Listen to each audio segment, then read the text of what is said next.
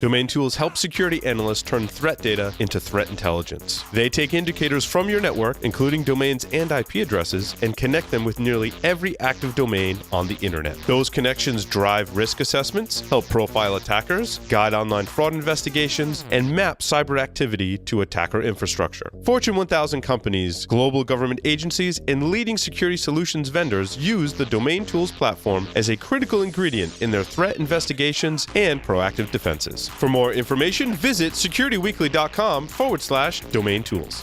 Today's determined attackers easily bypass even the most advanced network defenses. Trying to ramp up staff to detect their backdoors can cost thousands of dollars and take months, even years. With Active Countermeasures AI Hunter, we enable junior analysts to detect even the most advanced backdoors in a matter of hours. Sign up for a demo and purchase our product today by visiting activecountermeasures.com/BSW. Active Countermeasures. Make every analyst a hunter. Welcome back as Business Security Weekly number 86 rolls on, and we're going to get into a cool discussion about third-party risk management. But first, let me remind you, we've got the next webcast with Javelin Networks on overcoming the limitations of privilege account management, and that'll be this week, May 24th, from noon to 1 p.m. Paul, who's doing that with you? It's going to be Joff Thayer and a bunch of talented people from Javelin Networks. I think Clayton will be there. Eyal and Guy, so the cast of characters from Javelin. And dude, everyone's fired up about this webcast, right? Because they're provocative, and we know what it means, which is kind of interesting. And they're developing this like track record, basically saying like Active Directory security is like not even there; it's insecure by design. And then, oh, by the way, when you do things like two-factor and you do things like privileged identity management, those are not perfect solutions to solve this problem we have in AD. So they're like just continuing to take shots at what people consider today to be the norm. And I love it. I think it's great. Now, and it's not to say that what else you're doing to protect Active Directory isn't effective. It is, but it has limitations. And I think very nicely Javelin fits into that architecture and helps you plug all those holes and fill those exposures that you have in Active Directory. Well, you know what I like about it is, and you and I have talked about this a bunch now, Active Directory is valuable, right? I mean, try to run your network without it, but at the same time, as you pointed out, and we learned from our friends at Javelin, it's exposed by design. So now the challenge is, well, what do I do about it? And the number of people who are truly experts on the security side of AD are, like, if you want to tell me there's a shortage, that's the one place I might buy it. Because there might be a lot of people who know how to exploit it or know how to break it, but knowing how to break something and then knowing how to defend it aren't always the same thing. And so I think anytime we can look at a problem differently or get other perspectives on it or help our audience see it differently is absolutely fantastic. So this will be fun. I'll look forward to checking that one out. Now, on the same topic, we've had a lot of requests to talk about third-party risk management. That's that concept. I mean, I can still remember a client a couple years ago said, Michael, 3 years ago, I could count the vendors on one hand. Wasn't joking. I think they had 3 or 4. Now we have 100, 3 years later. By the way, had a security team of 3, now has a security team of 24. So things are growing, things are kind of going crazy, and we keep trying to take a look at it. And back in episode 45, we talked to Fred Neep of Cyber GRX, and they've been gaining a lot of traction. People are excited about that. So I've been able to do some work with Terry Mason. And Terry's the head of information and risk technology governance at a pretty big hedge fund, and that's pretty much where we live. He's got over 15 years of experience. But one of the things that really kind of surprised me was that Terry had a depth of experience of building a third-party risk management system from the ground up. Sometimes you talk to people, Paul, and they're like, oh, yeah, I mean, blah, blah. No, every time I talk to Terry about it, it's like, well, how'd you handle this? And he'd laugh. He'd say, well, let me tell you. And I'd say, well, did you find that consulting companies really knew how to handle it? He's like, oh, let me tell you. So, this is, I'm excited because this is part of our ability to take experts in the field that have solved one of these problems and bring it. And Terry gave us this absolutely fantastic outline. So it's my excitement, Terry, to welcome you to Business Security Weekly to teach us about third-party risk management. Thank you, Michael. It's great to be here. Appreciate it. Yeah, it's exciting stuff. All right, so how did this come about? Because you watched the genesis of it. So when you're working for a hedge fund, obviously you're managing vendors. At what point did this start to become a formal project and a better way to look at your third-party risk? I think the third-party risk program really came out of the development of our information security policy, which probably, I think about 5 years ago, we started to develop a firm-wide information security policy.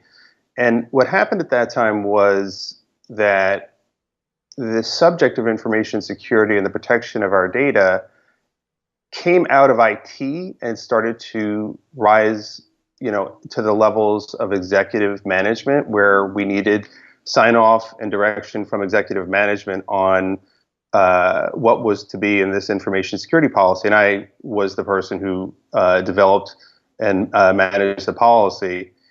And so what happened was a lot of conversations began about, okay, so how do we protect our data? And, what are the rules that we have in place or controls to permit one person or group to access data and another group not to? And then the conversation led to, we actually have vendors who have our data. A lot of hedge funds are very reliant on services and consulting. And a lot of data is out there with these third parties. So, and as this conversation really started to get going, it was like, well, how do we, evaluate the security of these third parties? And so that's how it started. And it was a long road. That was about 4 years ago, but it was a long road and many iterations since then. Oh, I can only imagine. Now, I know one of the things that I see most people do is they say, okay, we've got a questionnaire. And what I've heard from some folks on both sides. So if I talk to the folks in the corporations and any enterprises trying to solve this problem, they say, okay, well, we've got this questionnaire we send out to everybody. What's always concerned me about the questionnaires is, do I understand the intent of why you're asking the question enough that I can give you the accurate answer? And by the way, what if they don't? What if they give me a BS answer because they're just trying to give me what I want to hear? And on the other side, I hear some of the vendors say, Michael, they've asked me the same question 5 times, 3 different ways. I don't understand what they're doing. And this, I'll fill it out, but gosh. So when you look at doing an assessment, is that where you started? Did you come up with the questionnaire? And how did you approach it? What did you learn about that so we can do that better? Okay, I'm going to try to keep my answer to 5 minutes because there's a lot. There's a lot in there. First of all, the questionnaire. There is no standard questionnaire, and because there's no standard organization, and every organization's policies are different, and third-party relationships are different. So there's a number of different questionnaires. We started using what's called the SIG Lite, Standard Information Gathering Questionnaire. This is the light version, which is like 130 questions.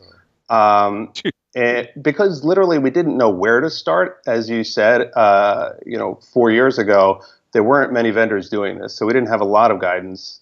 But what we found with that questionnaire is that it was too generalized. It was, about operational controls, operational maturity, technology, general technology controls, DR, BCP, and then there was cyber controls and data protection. And, we did that for about a year, and we found that, as you said, a lot of organizations would say, well, why are you asking me these questions? Or, they would want to give some organizations had completed SIG-like questionnaires and they would just give them to us. But, their responses sometimes were, look, somebody spent about an hour going through it, or maybe they had a consultant come in and just, whip through it so they could send it back, but it wasn't really helpful. So there was a lot of questions, on the vendor side where, why are you asking me this? It ends up with a lot of back and forth and a lot of frustration on the part of, of the vendor and, the organization asking the questions where, the vendor just says, okay, I'll fill the questionnaire out because you're telling me that I have to. And it creates kind of an adversarial relationship. And so what that eventually led to was, we realized that, we need to have a questionnaire that's really pinpointed to the areas that we care about and that underpin this third-party risk management program, which is really the protection of data. We want to know the organization is protecting the data. We want to know quickly and easily for ourselves, because 130 question questionnaire ends up being a large burden on the organization sending the questionnaire as well when they get it back. Right. And how do we make it easier for the vendors so we don't sort of develop this adversarial relationship around these assessments? I think that's an important part. Is the adversarial thing. We just did the first segment did an interview with a startup, Gravwell, and they talked about, we didn't want to create licensing that was adversarial because it restricted you to what you're able to do. One of the things I've talked about for years is I don't really like hourly work for stuff because it's adversarial. If you're paying it, you want fewer hours. If you're earning it, you want more hours. So I think that's a smart strategy with it. So then talk to us.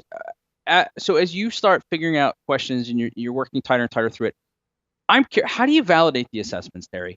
Because as you've pointed out, if they just hire a consultant to go through and grind it out, or they go out and grind it out, or even if they got the best of intentions and they just try to answer the questions, when you're reading it, how do you then know that they got not only the right answer, but the correct answer?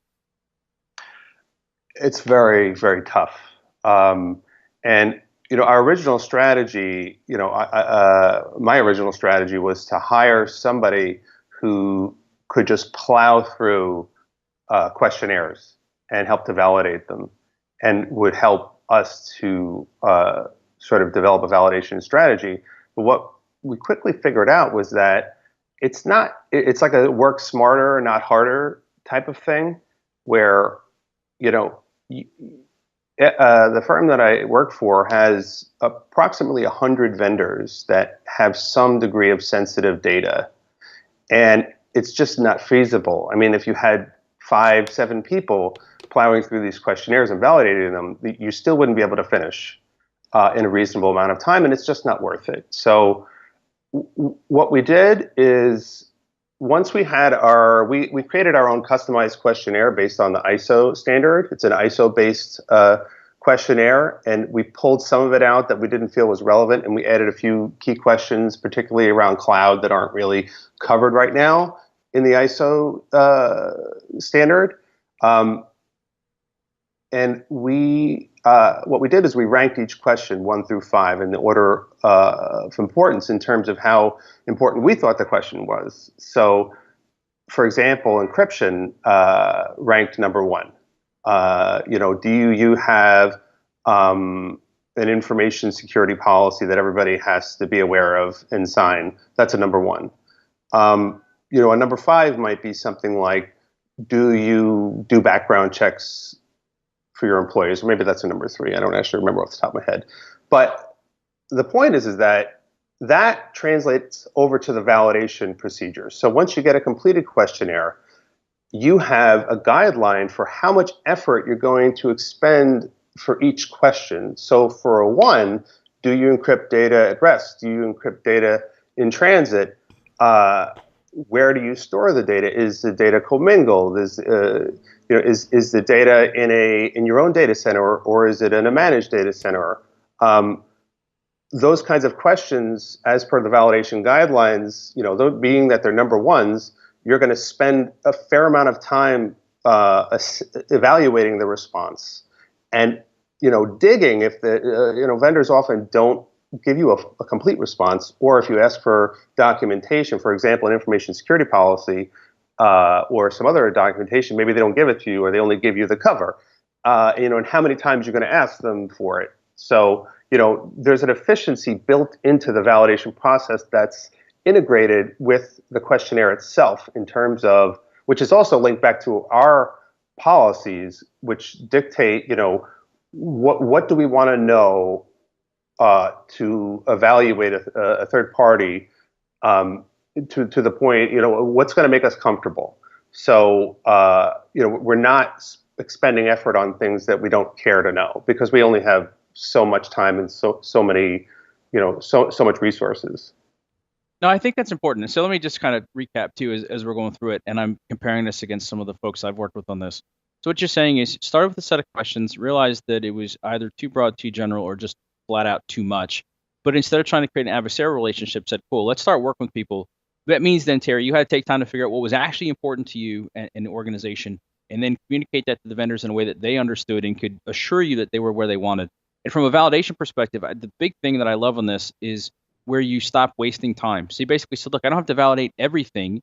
There's certain things. My friend Peter Hess used to say, are all policies equal, or can you prioritize the policy? Are some more equal than others? To steal from George Orwell. And you're saying, yeah, that's actually the right strategy. If certain situations, certain scores, I will give them more validation because they deserve it. But some other stuff, nope, not really worrying about it. So then you've now talked about that back and forth that happens, right? So you don't want to be adversarial, but you also need to make sure you're doing the diligence on it. So how do you handle those communications? Is it phone calls and emails, or what do you do? How do we get to the point then where we get that back and forth, but it's not so painful for everybody? So there's two phases. The way that we dealt with it was in two phases. Originally, we had tried to onboard a third party that had what they call third party risk management as a service offering, where we use their online portal. Questionnaires are stored in the online portal. Communications with the third parties, our third parties, happen through the portal, and this service organization that we hired would handle the communications with the vendors and ensure that they completed the questionnaires. Additionally, what we had originally hired this service organization to do was to perform the validations. It quickly became apparent that they couldn't do the validations. Their process was so cumbersome that they were almost at a standstill. We have so many vendors, and they were never going to get through them, so we developed our own validation procedures. So as far as the questionnaire, our third party would handle the communications with our vendors, ensure that they completed the questionnaires. Any questions from our third party vendors would be directed to this service organization, and the service organization of ours would only escalate to us if there was a problem. There was a non-responsive vendor. They were just giving very poor responses. But ultimately, the end result is that we would get a notification of a completed questionnaire. Once we get a completed questionnaire, it moves over to the validation phase. So we export an Excel version of the completed questionnaire, map it against our validation procedures, get as far as we can with the validation with the documentation and questionnaire provided by the third-party vendor. And wherever the gaps are, we put together an RFI, which is accompanied by a communication template that's sent out to the third-party vendor that seeks to gather more information, in particular for the questions that we care to have answered.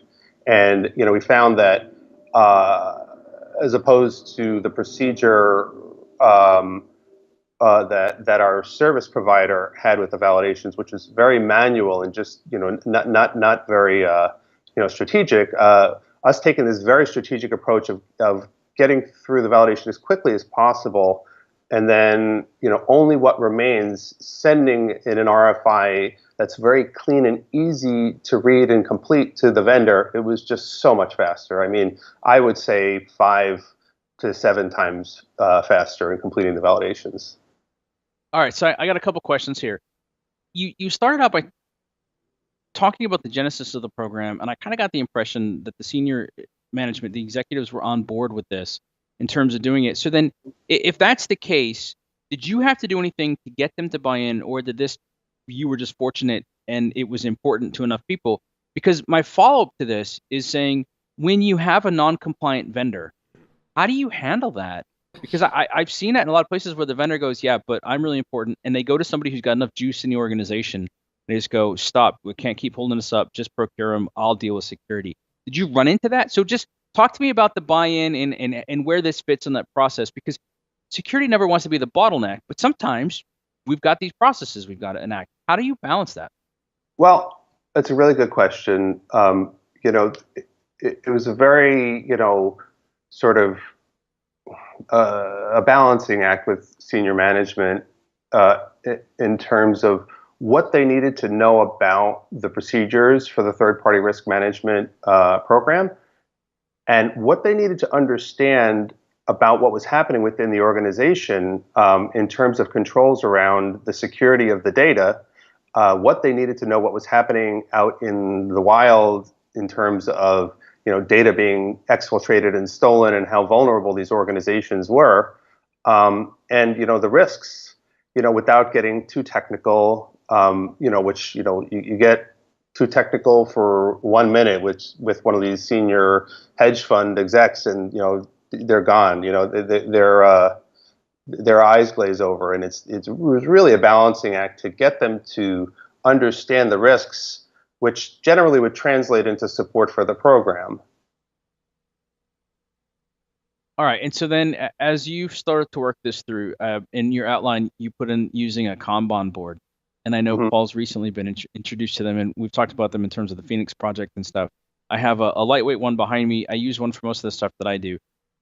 Why did you guys use a Kanban board? How did it benefit you? What did you learn from doing it?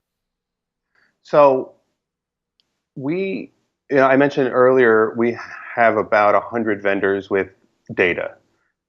We also have a data classification policy. So these vendors are broken into 4 different categories, and each vendor assessment and or validation is in a different stage of completion. So the portal that we had, the online portal, just was not suited for that. What we needed was a view as far as the status for each individual vendor and all the vendors that were assessing at a moment's notice. We needed to be able to report that to senior management, and we needed to be able to communicate that to internal stakeholders for each of these individual vendors, so they know what's going on.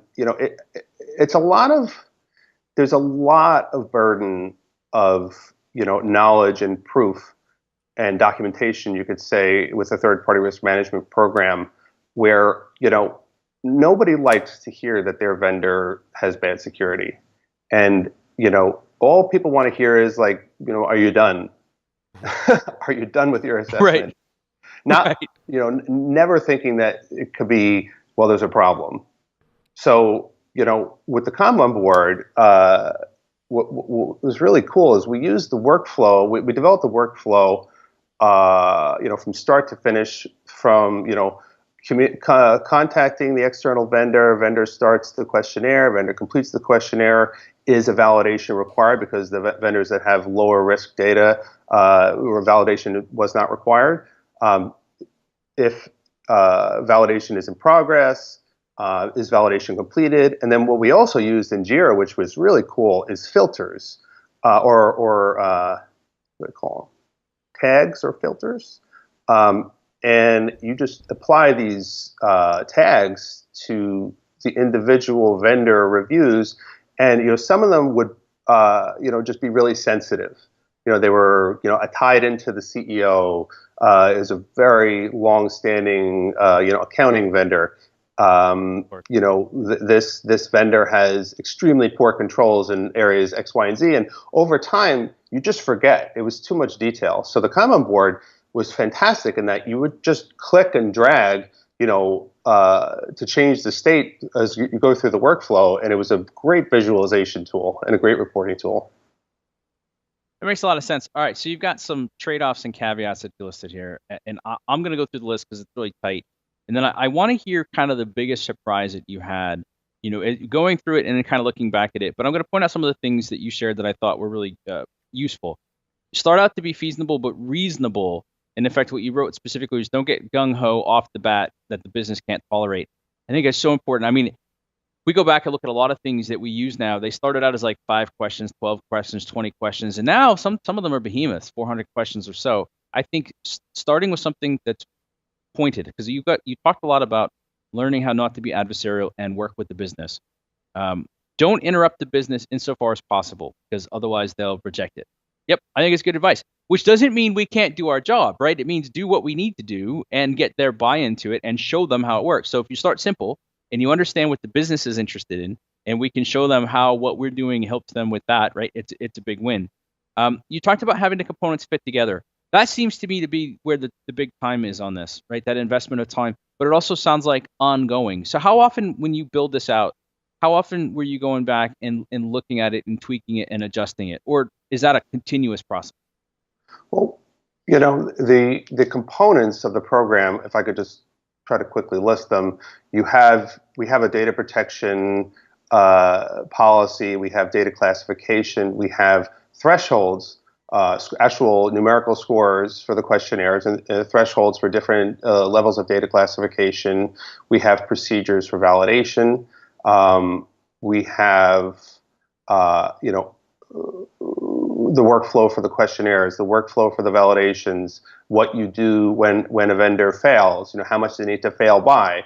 And there's more. But what happens with all these components is that you have to be really careful not to get too granular in each individual component. You can't get too granular with the details, because what happens is as you learn and you're going through this, there was so much learning happening as we were developing this program over a period of 6 to 9 months that we would inevitably go back and tweak some of the program components and the workflows and the policy procedures.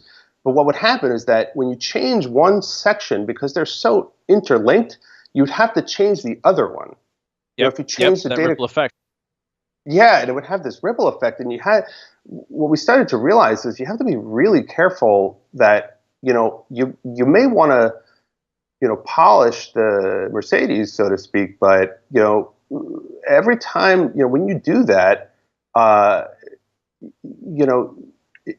it has this ripple effect where you may actually be painting yourself into a corner where another part of the policy is no longer valid, or another part of the program is no longer valid. I'm trying to think of an example. But what's interesting about that, Terry, as you're talking about it, is so what you're doing is you're creating that. Can you consistently make it better? Yes, but if you've done it right, each of the pieces needs everything else, right? It's an integrated system. Right. A change one place complex. Impacts everything else. So there's a timeline, and it's got to be a little bit of a touch, to, a feel to. Yep, it's time to make some changes here versus no, it's running. People are happy. We're getting what we want. We feel good about it. All right. So if people have, go ahead. Well, I was looking at, we're bumping up against the clock here. If people are interested in this, is there a way that they can get in touch with you? And I know, because you and I chatted a little bit, that you're actually looking for a change. So you're either going to take a new position, or you may be available to consult with some folks on this. Is there a way for people to get in touch with you or to figure some stuff out if they want to have this conversation? Because you gave us a really comprehensive outline on things to think about and how to build a program. And I know we've asked you to condense it, multiple years into 25 minutes, and I appreciate you doing that. How do people learn more, or is there a way to get in touch with you and figure out if you can help them?